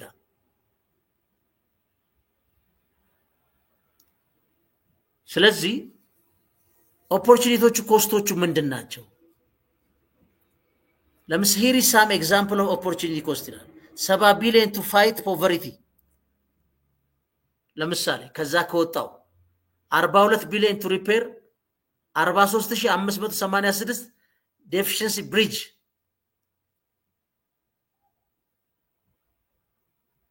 የተጎዱ deficient bridges 10.6 billion for the proposed program for Center for Disease Control ይሄ 1 ትሪሊዮን ውስጥ ነው እንግዲህ ሌላው ሰዱ 11.9 billion for the Environment Protection Agency 17 billion for children who are starving ይሄን ሁሉ ማድረግስ ይሄን ኦፖርቹኒቲ ኮስት ማድረግ እንችል ነበር ኔጌቲቭ ኢምፓክቱ ነው እኔ እየተናገርኩት ለምሳሌ ይላል ከ100,000 አሜሪካኖች ኦቨር ዶዝ ድራግ እየወሰዱ የሚሞቱትን ማዳን እንችል ነበር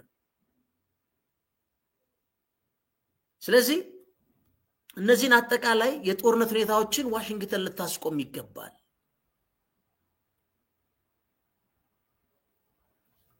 እና ይሄን ስናጠቃልለው አሜሪካ ጦርነቱን ካሁን በኋላ ትቀጥላለች ወይ ሪሊ ይቀጥላል ወይ አሁን ዝም ብለው ይሄ APWC ያልነው ፕሮዋር ኮሚኒቲው ማለት ነው the first wave of crisis ይላሉ ከ1950 እስከ 1989 ፕሮዋር በወንጀልነት አቅርቦ የዚህን የሚሊተሪ ኢንዱስትሪ ኮምፕሌክስ ሀብት ከፍ ያደረገበት አሁን the first wave of crisis ነው የሚሉት እነሱ ባለሙያዎቹ እንደሚሉት ከ1950 እስከ 1989 the spread of communism በሚባል ነው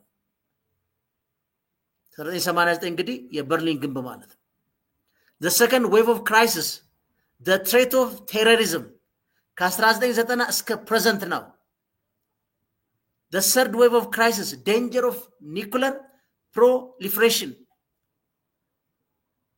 1950 እስካሁን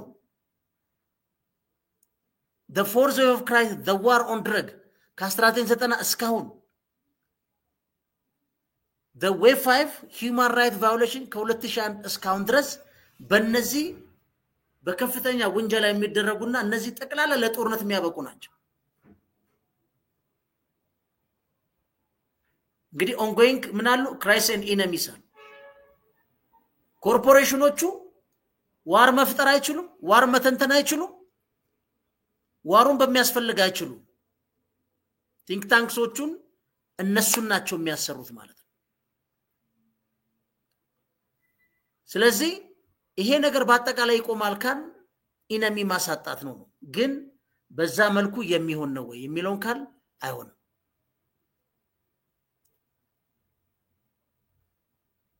ስለዚህ the vicious circle human greed ይሉታል እነሱ the war brings money ይላል እሱን ብለን እናጠቃለን የተደጋጋሚው ጦርነት ወይ the vicious circle of human greed ነው የሚሉት የተደጋጋሚ ማለቂያ የሌለው ጦርነት ምን ይላሉ the war brings money ይላሉ money invites war ይላሉ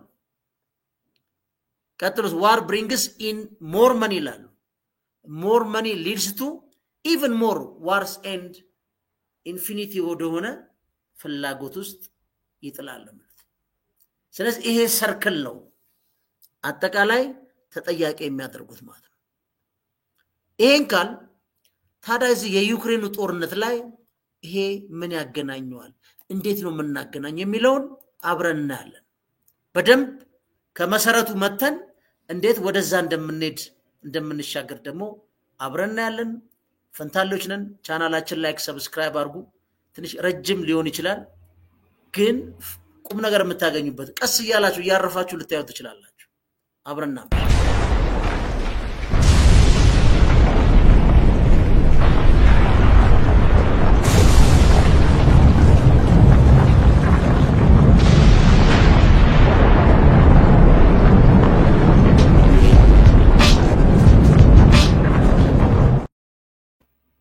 አሁን ስለ ዩክሬን ስናስብ ምን ብለናል ከ2014 እስከ 2010 እስከ 2014 የነበረው ያናኮቪች በ2014 በተደረገ ምርጫ ዲሞክራቲካል ኤሌክትድ ቢሆንም ዩሮሚዲያን በሚባል አመጽ ሰውየው ተነስቶ ኦባማ ጆ ባይደን ቪክቶሪያ ኑላንድ በፈጸሙት መፈንቅለ መንግስት አዲስ የዩክሬን መንግስት አንድ ጠቅላይ ሚኒስትር ነው ሩሲያዎች ኒዮ ናዚ ነው የሚላቸው ጦርነቱ ራሱ ናዚፊኬሽን ከነሱ ማጽዳት ነው ይላሉ በተደጋጋሚ የሚናገሩት ግን አሁን ትልቁ ጥያቄ የዩክሬን ጦርነት በየትኛውም መልኩ በዩክሬን አሸናፊነት አይጠናቀቅም። አንድ ሁለተኛ ሩሲያ የኒኩለር ጦር መሳሪያ ባለቤት ነች። በማንኛውም ሰዓት ዩክሬንን ማጥፋት ትችላለች። ሩሲያ የኒውትራል ፖዚሽን ስትጠይቅ ኔቶ እንቀላቀል ያለችው ዩክሬን ነች። እንደ ሀገር መብት ቢሆንም ግን የዩክሬን እዛ እንደማትቀላቀል በሩሲያ በታላላቅ ሀገሮች በነበረ ስምምነት መሰረት ወደ ምዕራብም ወደ ምስራቅ አውሮፓ ወዳሉት የሩሲያ ጎረቤት ግዛቶች አለስፋፋም ያለው ናቶ ወይም ኔቶ ተስፋፍቶ መጨረሻ ላይ ዩክሬን ላይ ሲደርስ ይሄ ነገር በቃ ከዚህ በላይ ተደርጓል። እሱ ብቻ አይደለም፣ ጦርነቱ ከተጀመረ ጀምሮ በጣም በሚያሳዝን ሁኔታ ማለት ነው ዩክሬን እስካሁን በኢንፍራስትራክቸር በመናምን ስንት ብር ያጣች ይመስላችኋል? ይሄ ነው በደንብ ሰው ማወቅና መመለስ ያለበት። ስቲል ግን ጦርነቱ አልቆመም። ዩክሬን በዚህ ጦርነት ውስጥ 155 ቢሊዮን የአሜሪካ ዶላር በኢንፍራስትራክቸሯ ላይ ወድሟል። 155 ቢሊዮን ይሄ የ2023 ነው መነግራችሁ። እስከ 24 155 ቢሊዮን ውድመት ደርሷል። እንዴት አሸማቃቂና አደገኛ እንደሆነ ማለት በዝርዝር ካያችሁት total estimation of infrastructure damage by industry in monetary terms ነው እንግዲህ አስቡት። ሃውሲንግ 55.9 ቢሊዮን ዶላር የሚሆን ወድሟል። ኢንፍራስትራክቸር መሰረተ ልማት 36 ቢሊዮን የአሜሪካ ዶላር፣ አሴት ኦፍ ኢንተርፕራይዝ ኢንዱስትሪ 11 ቢሊዮን ዶላር፣ የትምህርት መሰረተ ልማት 9 ቢሊዮን ዶላር፣ ኤነርጂ 8 ቢሊዮን ዶላር፣ አግሪካልቸር ኤንድ ላንድ ሪሶርስ 8 ቢሊዮን፣ ፎረስት 5 ቢሊዮን፣ ትራንስፖርት 3 ቢሊዮን፣ ሄልዝ ኬር 3 ቢሊዮን፣ ዩቲሊቲ ኦልሞስት 3 ቢሊዮን፣ ትሬድ ኦልሞስት 3 ቢሊዮን፣ ካልቸራል ስፖርት ቱሪዝም 2.4 ቢሊዮን፣ አድሚኒስትሬሽን ኤንድ ቢልዲንግስ 0.5 ቢሊዮን፣ ዲጂታል ኢንፍራስትራክቸር 0.5 ቢሊዮን፣ ሶሻል ስፊር 0.2 ቢሊዮን። ከሁለተኛ ዓለም ጦርነት በአውሮፓ ውስጥ ከሚባሉ ትልቅ በአገር ውስጥ እና ከሀገር ውጪ ስደት ተከናውኗል። 155 ቢሊዮን የአሜሪካ ዶላር ዩክሬን በዚህ ጦርነት አጣለች። ታዲያ ይህ ጦርነት ለምን አይቆምም ከተባለ ምላሹ ምንድነው? ለምንድነው ዶናልድ ትራምፕ 300 ቢሊዮን የአሜሪካ ዶላር ክፈይኝ አሉ? ዩክሬናው የምትከፍሉ የለም። እሳቸው ምን አሉ? ያለሽን ሬር እርዝ ሜታሎች ቁጭ አርጊ። ለምን? ዶናልድ ትራምፕ የጦርነቱ ደጋፊ አይደሉም። 300 ቢሊዮን ዶላር ሲረጭ የነበረው በዋር ኮርፖሬሽን ተመርጦ የነበረው የፕሬዚደንሻል ከኦባማ እስከ ባይደን ያለው የዩክሬን ባለቤት እናቷ ቪክቶሪያ ኑላንድ ነው፣ አባቷ ጆ ባይደን እና ኦባማ ናቸው። በእነዚህ መሃል ያለው ቅድም ያልኳችሁ የዚህ ሚሊተሪ ኢንዱስትሪያል ኮምፕሌክሱ የዋር ኮርፖሬሽኑ ይሄን ሁሉ ቢሊየን ዩክሬን ውስጥ አፍስሷል። ዶናልድ ትራምፕ ማቀው ነገር የለም። ይሄ አሜሪካ ታክስ ፔየር ገንዘብ ነው አምጣ። ምን አለ ዜሌንስኪ ሲጠየቅ? ኖ እንደውም አለኩ ይሄ የተሰጠኝ ምን አለ በድጋፍ ነው ጆ ባይደን የሰጠኝ። ከየት አምጥቶ ነው የሚሰጠው አሉት። ይሄ እኮ የአሜሪካ የግብር ከፋዩ ገንዘብ ነው። 300 ሚሊዮን ዶላርን አይታችኋል። ላይ በተደረገ ያ ሁሉ መሰዳደብ ውስጥ ተገብቶ አሁን በ2022-23 ላይ የእንግሊዙ ንጉስ በተገኙበት ለንደን ውስጥ ምን ተባለ? የዩክሬን መልሶ ግንባታ ማለት ነው። ይሄን በደንብ ይሄን ኮንሰፕት ይሁት የሚመልሰው ምላሹን የምታገኙት ከዚህ ነው የሚገኘው። ደንበኛ ምላሹ የሚገኘው ምንድነው? አሁን ብዙ ጊዜ ስንነጋገር ይላሉ አገር መረበሽ ዲስትራክሽን ምንድነው ይላል። ይሄ የዋር ኮርፖሬሽን የሩሲያን ይሄ ጠቅላላ ማውደም ዩክሬን እየደቀቀች እያለቀች ግዛቷ ሁሉ እየተሟጠጠ ቅድም ያልካችሁ 155 ቢሊዮን ዶላር ኢንፍራስትራክቸር እየወደመ አሁንም አይዞ በርታ ይሉታል። ለምን? የፕሮፊቱ ድሪቨን አጀንዳ ዋናው የትርፉ ምንድነው? ዲስትራክሽን ሊድስ ቱ ሪኮንስትራክሽን፣ ውድመቱ ወደ መልሶ ግንባታ ይመጣል። ይህን ሲያስተባብሩ የነበሩት እዚህ ላይ ባሳያችሁ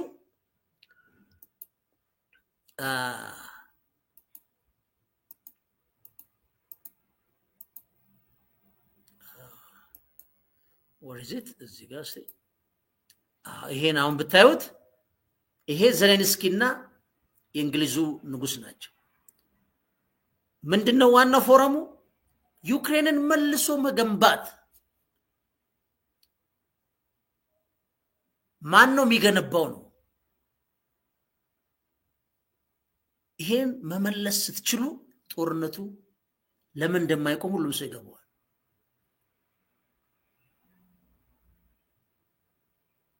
ዩክሬን ፈጽሞ አታሸንፍ፣ ካላሸነፍ ተደራደራለ። አሁን ወደ 30% ግዛቷ ሩሲያ እየወሰደች ነው። ቅድም ያልኳችሁ 155 ቢሊዮን ዶላር የሚያወጣ አንዳንድ ከተሞችማ ወደ ነበር ተቀይረዋል። ማያሸንፉት ጦርነት ነው። ስለዚህ ቆምና መደራደር ሊጀመር ይችላል። እሱ ብቻ አይደለም እና ድናታለን ካሉ ይሁሉ ከመወደሙ በፊት ኔቶ መሃል ገብቶ ሲፈልጉ ሶስተኛ ዓለም ጦርነት ለምን አይነሳም? የዩክሬን ህዝብ ተነካ ብሎ ደግሞ የሚገባም የለም። አሁን ጨዋታው ምንድነው? ዩክሬንን ማን መልሶ ይገነባታል? አሁን ሁለት ኩባንያዎች ዘለንስኪን አናግረውታል። አንዱ ኩባንያ ይሄ ነው። ለምሳሌ ብላክ ሮክ የሚባል ኩባንያ። ብላክ ሮክ ማን ነው የሚለውን እዚህ ጋር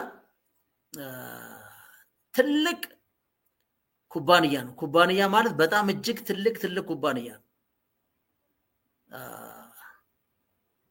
እዚህ ጋር እና የአሜሪካን መልቲናሽናል ኢንቨስትመንት ካምፓኒ ነው the ብላክ ሮክ። በታክስ ፔሩ ያ ሁሉ ገንዘብ ወጥቶ ዋር ኮርፖሬሽኖች አርጎታል። 300 ቢሊዮን እዛው ነው የቀረው። አብዛኛው ጦር መሳሪያ የተገዛበት ለማ ለዩክሬን ማን ያጸደቀው?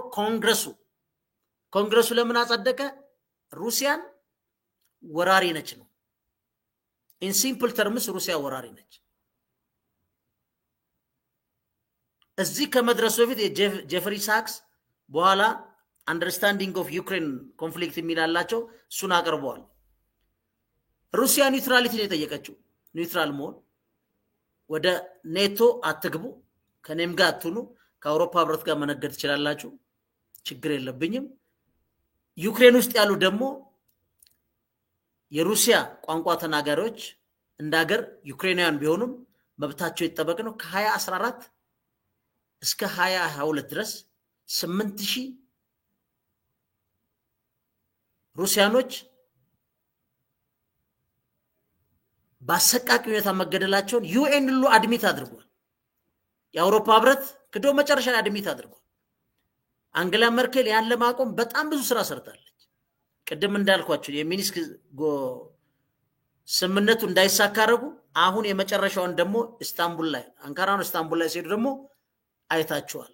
የሸረሪት ድር እንግዲህ የሚል የድሮን ጥቃት ፈጽመዋል። ልክ የተፈለገው ምንድነው? ከዚህ በኋላ ቀይ መስመር ታልፏል፣ የሰላም ድርድሩ ላይ አንገናኝም የሚል የሩሲያ ልኡካን ይመጣል።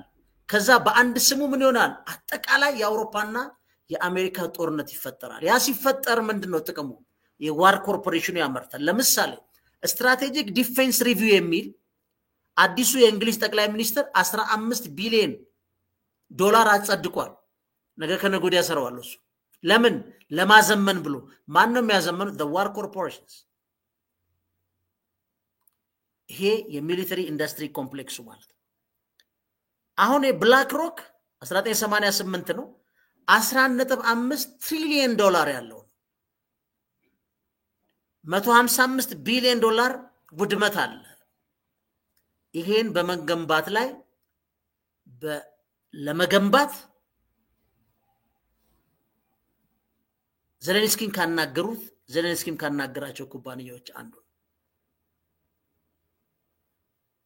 እንግዲህ አሴት አንደር ማናጅመንት ነው 11.5 ትሪሊየን ዶላር ኢንቨስትመንት ማናጅመንት አድቫይዘር ሪስክ ማናጅመንት ይሄን ሁሉ ሰርቪስ ይሰጣል። በዚህ ደረጃ ብሪዞ ዩክሬንን መልሶ ለመገንባት አስቡት። ይሄ ሁሉ ዩክሬን እዚህ ከመድረሷ በፊት ከሩሲያ ጋር በስምምነት ማለቅ የሚችል አሁን ዩክሬን መልሶ ግንባታው ስለመግባት ምን ያህል የዩክሬን መንግስት ብድር ውስጥ ይገባል፣ የትኞቹ የዩክሬን የተፈጥሮ ሀብቶች በእነዚህ ጃይንት ኩባንያዎች ቁጥጥር ውስጥ ይወድቃል። ይሄን ነው በደንብ ማወቅ። አሁን ምንድነው የፋይናንሻል ሪስክ ማናጅመንት ነው። ያሰላል፣ ያወጣል፣ ምን ይላል፣ የብድር አቅርቦት ይመጣል። ከዛ እንዳለ ደግሞ አይኤምኤፍ እና ወርልድ ባንክ ይከተላሉ። ፕራይቬታይዜሽን ኦፍ ዋር ማለት ነው። ዋሩን ፕራይቬታይዝ ማድረግ ዋር ኮርፖሬሽኑ ጦር መሳሪያ ሲያቀርብ የአሜሪካ ኮንግረስማን የታክስ ፔሩን ገንዘብ ሲፈቅዱ ጦር መሳሪያው ሲመጣ ግማሾቹ ዲስፖዛል ናቸው ዩክሬን ሲደርሱ ብሩ ደግሞ ዋር ኮርፖሬሽኑ እዛ ያስቀረዋል ማለት ነው። በዚህ በተሰጠው ጦር መሳሪያ ከሩሲያ ጋር ደግሞ አገሩን ያፈርሳል። ከዛስ እነ ብላክ ሮክ ደግሞ ሊገነቡ ይመጣል። this is true። ይሄን ሬክለስ ነው። ይሄ ሰውዬ አሁን ብዙ ሰው ያደንቀዋል። በጣም የሚገርመው በድሮን ገብቶ ሩሲያን ከኒኩለር ቦምብም ኬሚካል ቦምብም ሳትጠቀም በኮንቬንሽናል ባላት መሳሪያ ዩክሬንን ነበር ማድረግ ትችላለች። እንደዚህ አይነት ኃይልን በእንደዚህ አይነት ፕሮቮክ አድርገ ጀግነት ተብሎ ሊጠቀስልህ አይችልም። አጠቃላይ ህዝብን ወደሚያጠፋው ነው የምትሄደው። ሌላው ማን ነው? እዚህ ላይ እንደምታዩት ሌላ ያናገረው የመጣው ማን ነው? እዚህ ጋር ነው ጄፒ ሞርጋን ነው። እንግዲህ ብርም ስላለ አሁን ለምሳሌ ሳሚ ሰንሻይን ተነስቼ እጄ ልገንባ ቢል ብር እንኳን ቢኖረው አይነና አሳየኝ ነው ወይኛ አንድ እንግዲህ እሱ ነው እንግዲህ ትልቅ የአየር መንገድን ኢንቨስትመንት እየሰራ ያለ ሰው። ዩክሬንን ራሱ መልሶ ለመገንባት የነዚህ ጃይንት ኩባንያዎች ፈቃድ የዋር ኮርፖሬሽን እነዚህ ፋይናንሰር ነው ዋር ኮርፖሬሽኑን ፋይናንስ የሚያደርጉ ናቸው አንድ ናቸው። ግን እዚህ ጋር what is sorry JP Warmore what is it ይቅርታ እዚህ ጋር ይታል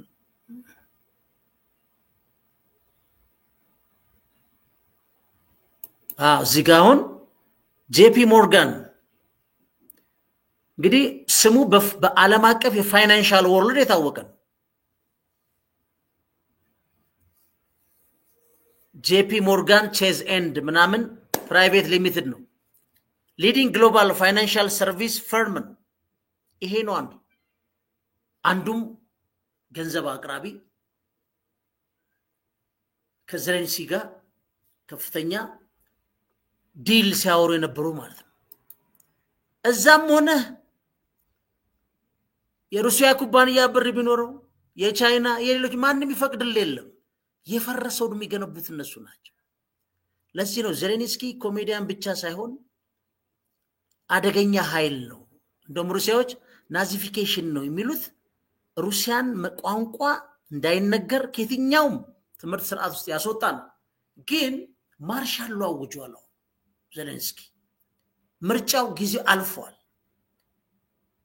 ስለዚህ ያስቡት ወደ 300 ቢሊዮን ዶላር የዋጠችው ዩክሬን 155 ቢሊዮን ዶላር የወደመባት ዩክሬን ሁለቱን በእዳነት ደምሩት ዝም ብላችሁ ስንትን ኦልሞስት በቀላሉ ግማሽ ትሪሊዮን ዶላር ነው። ይሄ እዚህ ባለቤት ዜሌንስኪ የሚመራው ኃይል ነው። ማርሻል ሎውን ካነሳ በኋላ ወደ ምርጫ ከገባ በኋላ በዚህ ውድቀትና ውድመት የሚመርጠው የለም ከዛ ተጠያቂነት ነው ይመጣው። ስለዚህ በማንኛውም ወገስ ከሚችለው ድረስ ከዚህ ከኮርፖሬቱ ከዓለም አቀፍ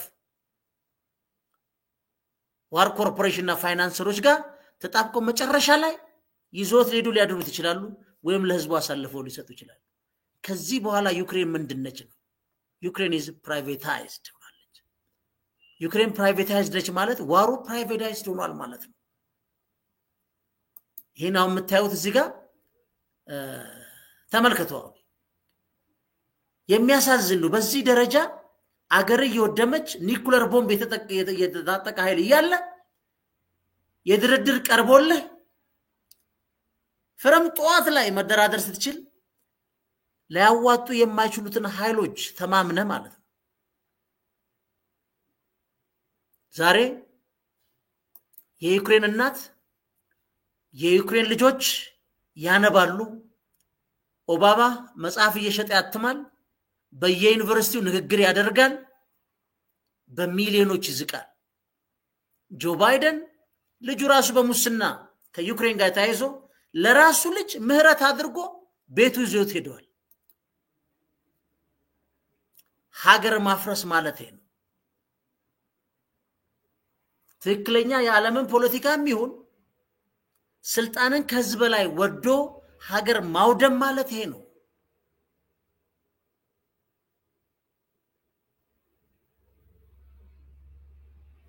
እንግዲህ በጣም የሚገርማችሁ ቪክቶሪያ ኑላንድ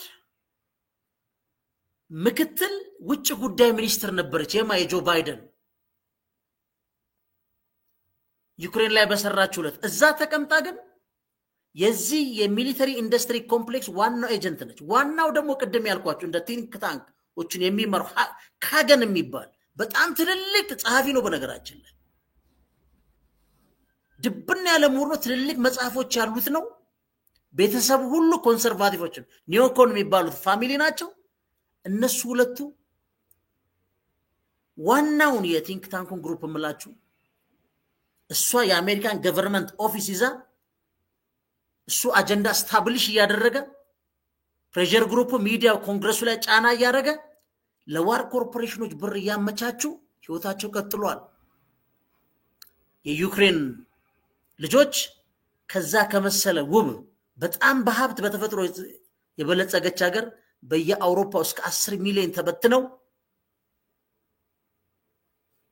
አገራቸውን ለቀዋል። በሚሊዮኖች በሁለቱም አልቀዋል። ዛሬም ግን ዜሌንስኪ ይፎክራል። እንዳልኳችሁ ኒኩለር ፓወር ካላት ሀገር ጋር ፕሮቮክ አድርጋ አሁን ግን ምንድነው ለምንድነው ታዲያ ኒኩለር ቦምብ ታጥቃ ዜሌንስኪ እንደዚህ የሚሆነው? ማለት ዜሌንስኪ የሱ ጦርነት የዩክሬን ጦርነት ፕራይቬታይዝድ ሆኗል በዋር ኮርፖሬሽኖች በፋይናንሰሮች። አሁን እንኳን ትራምፕ ዘግቶታል። 3 ቢሊዮን ዶላር እዛ ውስጥ ተሰክስጓል። 155 ቢሊዮን ወድሟል። የዚህን ሁሉ ደግሞ ማን ነው? እነ ጄፒ ሞርጋን እነ ብላክ ሮክ ደግሞ በፋይናንስ ሄን በማድረግ ዩክሬንን እንደገና ማንሰራራት ማደስ ብሎ ይመጣል። ግን በደም መውደም አለባት ጠቀም ያለ ብር እንዲገኝ ማለት ነው። እንደዚህ አይነት ኮሜዲያን ደግሞ የሀገሩን ግዛት መጠበቅ የማይችል ሀብቱን መጠበቅ የማይችል የዓለም ፖለቲካ እንዴት እንደሚሰራ የማያቅ ሰው ደግሞ አንድን ታላቅ ሀገር በዚህ ደረጃ ያዋርዳል። ሀገር በማይመጥን ሰው እጅ ሲገባ በዚህ መልኩ ዩክሬን እንደፈረሰችው ይፈርሳል። ጦርነት ንግድ ነው። ይሄ ሁሉ ለአሜሪካ ህዝቦች ደህንነት የተደረገ አይደለም። አይዘንሃወር የሰራተኛውን ላብ የጂኒየሶችን የሳይንቲስቶች ዕውቀት የልጆቻችን ተስፋ ሁሉ ጦርነት ላይ ነው በጦርነት ነው የምናጣው ነው ያሉት 200 ዓመት በጦርነት ውስጥ አልፈን 16 ዓመት የማይሞላ ነው በሰላም የኖር ነው አሉ ጂሚ ካርተር who is behind these leaders who is behind these people ማን ነው ከአሜሪካ ህዝብ ጀርባ ያለው ጦርነት ፕራይቬታይዝድ የሚሆነው በዚህ መልኩ ዋናው ግቡ ግን ሩሲያን ማፍረስ ነው ሩሲያ አንዱ የምትፈርስበት ሁኔታ በዓለማችን ላይ ግሎባላይዝድ ያልሆነ ኢኮኖሚ ወይም በዚህ በዋር ኮርፖሬሽኑ በሉት በፋይናንሰሮቹ ግሎባላይዜሽን ማለት የግሎባላይዝድ the whole economy የኛ ራሷን ግሎባላይዝድ ሆናል አሜሪካ ዶላር ሲጨምርና ሲቀንስ ምናነጥስ ህዝቦች ሆነናል አሁን ከፊክስድ ሬት ወደ ፍሎቲንግ ገብተን ማለት ነው እነማሞ ምረቱ ውጤቱን መጨረሻ ላይ ቢነግሩንም አስደማሚ እንደሆነ እየነገሩን ነው እሱን ውጤቱን መጨረሻ ላይ አብረን እናያለን ችግር የለው ግን ቻይና ሩሲያ ኢራን ቬኔዙዌላ ኩባ ማለት ትንሽ ነው ኢኮኖሚያው እነዚህ በዓለማችን ላይ ትልቅ የነዳጅ ሪዘርቭ ያለው ቬኔዙዌላ ያን ይሄ ኢምፔሪያል ኃይሉ ገና አልተቆጣጠረው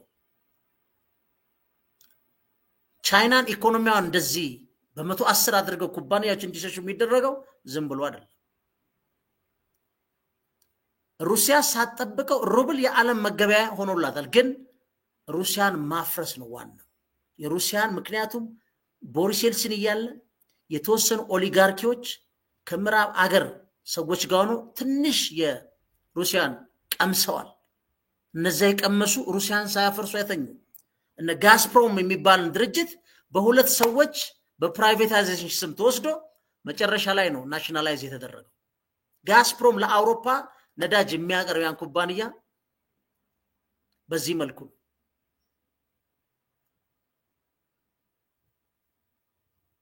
ለዚህ ነው አሁን ዲያመንድ በሉት ነዳጅ በሉት በጣም ሬር እርዝ ሜታሎች በሉት ሩሲያ ውስጥ በጣም አምባንደንት ያ በዚህ ግሎባል ፋይናንሰርና ዋር ኮርፖሬሽኖች ቁጥጥር ውስጥ መግባት አለበት ታንክስ ቱ ኒኩለር ቦምብ አሜሪካም ሩሲያን በዚህ መልኩ አይሆንም ግን በዩክሬን ፕሮክሲ ዋር ቴስት ያደረጉ ነው ሩሲያ ምን ታጥቃለች ምን መምታት ይሄ ራሱ በጣም አደገኛ ነው ፔኔትሬሽን ግን ስታር የሚባል ስምምነት አለ ስታር የሚባለው ስምምነት ላይ የኒኩለር ተወንጫፊ አረሮችን መሸከም የሚችሉ ፕሌኖች ኦፕን ላይ መቀመጥ አለባቸው በማንኛውም ሰዓት በሳተላይት መታየት አለባቸው በሚለው ፕሪንሲፕል መሰረት የሩሲያ የተመቱት እንጂ መሸፈን አንጋሩስ መክተት አቅቷቸዋል ግን የዓለም አቀፍ ስምምነት ያን ስምምነት ግን በዩክሬን መልኩ ነው የጣሱት ኦፕን ላይ መቀመጥ አለበት በተለይ እነዚህ ትልልቅ ተወንጫፊ መሸከም የሚችሉት አንዱም በዛ ነው ተመቷል የሚባል ኤኒዌይስ ይሄ ማለት ግን የሩሲያ መንግስት የበቃ የጸዳ ለህዝቦቹ ለዓለም የተለየ ነው የምንለው አይደል የሩሲያ መንግስትም በራሱ ምዕራብ አፍሪካ ውስጥ መንግስት ግልበጣው ሱዳን ውስጥ የተሰማራ ሌላ ኃይል ነው ሱም ከዓለም አቀፍ የኮርፖሬት ጋር እነ ቻይና መታየት አፍሪካ ውስጥ አዲስ ኒዮኮሎኒያሊዝም የቅኝ ግዛት ኃይል አሰማሪያ በፋይናንስ አንዱም ቻይና ሩሲያ ናቸው ቨርዥኑና ወይ ፐርስፔክቲቭ ነው የሚለየው አክቹሊ ግን እንደዚህ ያለ ስለ ዩክሬን ስፔሲፊክስ እናወራ ይሄ ነው ለዚህ ነው ጦርነት ንግድ ነው ለሌሎቻችን የዲሞክራሲ የሰብአዊ መብት የጉድ ገቨርናንስ ፍሪ ኤሌክሽን ፍሪደም ኦፍ ስፒች እያል ፍሪደም ኦፍ ፕሬስ እንላለን ይህ ምዕራብ ሀገሮች ራሳቸውን የገኑበት ቢሆንም ግን ለዓለም ያልሸጡት ቫልዩ the end of history የሚባለው የነፎኪያማ ጨዋታ እዚህ ላይ ነው የሚያበቃው ሪጅም ቼንጁ ሪጅም ዲስትራክሽን አገር ዲስትራክሽን ሆናል distraction leads to what reconstruction ሆናል that is investment ማለት ያ አውድመ መልሰ የገነባ ሀብት ታጋብሳል ዩክሬን ጦርነቱን ፕራይቬታይዝድ ነው ከዲስትራክሽን ወደ ሪኮንስትራክሽን ውስጥ እንገባለን ማለት ነው አውድመ መልሰ ታለማለ ጨዋታው እዛ ላይ ነው ያለው ሩሲያን አታሸንፍም ይግልጽ ነው ግን ሩሲያ እሷ የምትወስደው ደግሞ በአለም ላይ አሁን አውሮፓዎች ዲፌንሳቸው በአጠቃላይ ምን ሆኗል ወደ ከ2.5 ወደ 3 ወደ 5 ለማሳደግ ግን ያ ሁሉ ተሰብስበው ስታዩት በሩሲያና በዩክሬን ያለው ቅድም ያልኳችሁ በቲንክ ታንኮቹ መሰረት የሚፈጠሩ ለስታብሊሽመንቱ እንዴት አደገኛ እንደሆነ የሩሲያ አውሮፓን የመውረር አጀንዳ ነው ያላት ይሄን ሁሉ ማን ያረጋ ሶሳይቲው ምን ሴኩሪቲ ፍርስትሬት ያደርጉታል ከዛ የዲፌንስ በጀታቸውን ከፍ ያደርጋሉ የዲፌንስ በጀታቸውን ዋር ኮርፖሬሽኖች አረጉታል ማለት ነው ለዛሬ ይብቃን ግን ምንድነው የሚለውን አንደርስታንዲንጉን የጄፈሪ ሳክስን በደንብ እናየዋለን ሲተቃለል ጦርነት ንግድ ነው ነማይሳተፍ ማልማት እንኳን አይፈቀድልም ማሸነፍም ማጠናቀቅ ስለፈለክ አትችልም ሲፈቀድልን በደንብ ዲስትራክሽን ይሰፋ ማለት 300 ቢሊዮን የአሜሪካ ኮንግረስ 155 ቢሊዮን የጦርነት ውድመት የግማሽ ትሪሊየን እዳ ውስጥ ዩክሬን ተዘፍቃለች ከዚህ እንዴት ትወጣለች ሩሲያም ላይ ደረሰው እንደዛ ነው በዚህ ደረጃ ግን የሚገመት አይደለም ውድመት አለ ጦርነቱን ለመቀልበስ የተጠቀመችው መሳሪያ ራሱ ወጪ ነው በአጠቃላይ ሀገር በዚህ መልኩ ይወድማል ጦርነትን መጠፍ ለሰላም መስራት ለሰላም መትጋት ዋጋ አለው ነው ምንለው ስላዳመጣችሁን እግዚአብሔር ያክብርልን ቻናላችን ላይክ ሰብስክራይብ ማድረጋችሁን አዘንጉ መልካም ምሽት መልካም ሌሊት ቻው እንላለን ቢያንስ ግን ሼር አድርጉ ላይክ ሰብስክራይብ ይሄ ምንም መታጣት አይደለም ግን ከፋፍላችሁ ቀስ ብላችሁ በተለያየ ጊዜ ብትሰሙት ደስ ይለናል ቻው ለማንኛውም